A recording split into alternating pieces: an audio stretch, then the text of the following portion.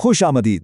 آج کے اس تفصیلی جائزے میں ہم ایک بہت ہی حساس اور مشہور سفارتی دستاویز کے اندر جھانکنے والے ہیں، یعنی بات ہوگی حقائق کی، شواہد کی اور اس بات کی کہ بند کمروں کی سفارتکاری دراصل کام کیسے کرتی ہے۔ بغیر کسی تاخیر کے سیدھا اس کیس سٹڈی پر چلتے ہیں۔ تو چلیں اس کی گہرائی میں چلتے ہیں۔ آج کے اس تجزیے کا بنیادی ماخذ یہ انتہائی اہم سیکرٹ ٹیلی گرام ہے، جسے عام طور پر سائفر کہا جاتا ہے۔ یہ دستاویز 7 مارچ 2022 کو واشنگٹن میں ہونے والی ایک لنچ میٹنگ کا براہ راست اور چشمدید احوال ہے۔ اس ساری صورتحال کو سمجھنے کے لیے ہم 6 پہلوؤں اور بات کریں گے۔ پہلے خفیہ دستاویز کے اندر کا احوال، پھر پاکستان کی غیر جانبداری پر اٹھنے والے سوالات، اس کے بعد متنازع دورہ ماسکو، عدم اعتماد کا الٹیمیٹم، علاقائی اثرات اور شکایات، اور آخر میں حتمی سفارتی جائزہ۔ پہلے حصے کا رخ کرتے ہیں، یعنی اس خفیہ دستاویز کے اندر آخر تھا کیا اور کون کون موجود تھا۔ دیکھیں، یہ کوئی عام سی ملاقات نہیں تھی۔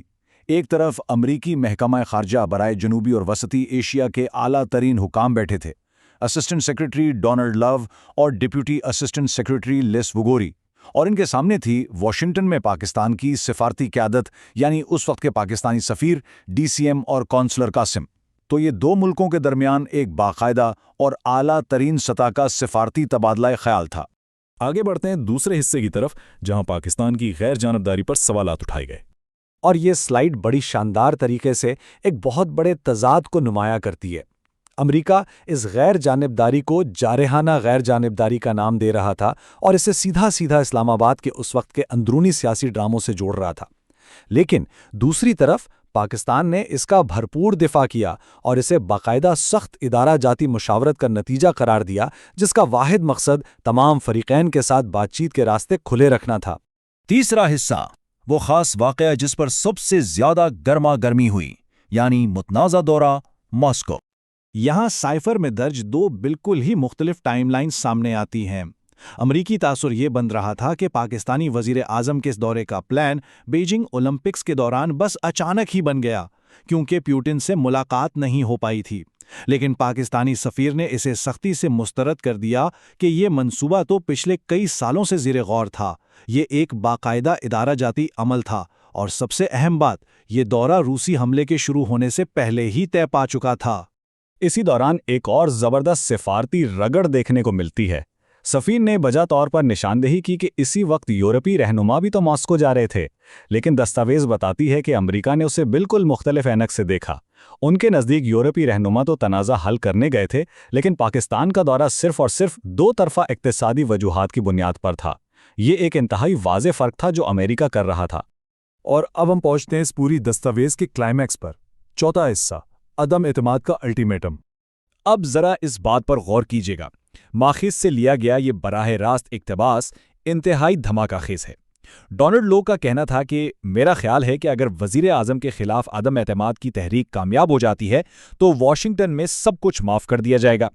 یہ سفارتی گفتگو کی ایک انتہائی غیر معمولی اور 2 ٹوک شکل ہے، جہاں 2 طرفہ تعلقات کی بہتری کو کھلے عام ایک اندرونی سیاسی ووٹ کی کامیابی سے مشروط کر دیا گیا۔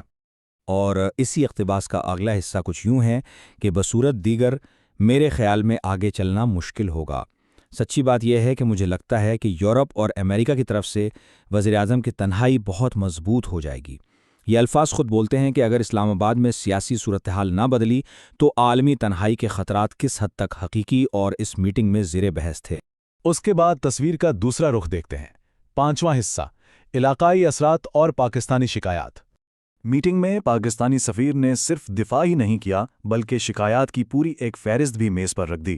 انہوں نے واضح کیا کہ امریکی قیادت بات چیت سے ہچکچا رہی ہے، پاکستان کو نظر انداز کیا جا رہا ہے، کشمیر کے مسئلے پر کوئی امریکی حمایت نہیں مل رہی، سیکرٹری بلنکن کے ساتھ فون کال مسلسل التوا کا شکار ہے، اور افغانستان کے معاملے میں پاکستان کے تحفظات کو بالکل سائیڈ لائن کر دیا گیا ہے۔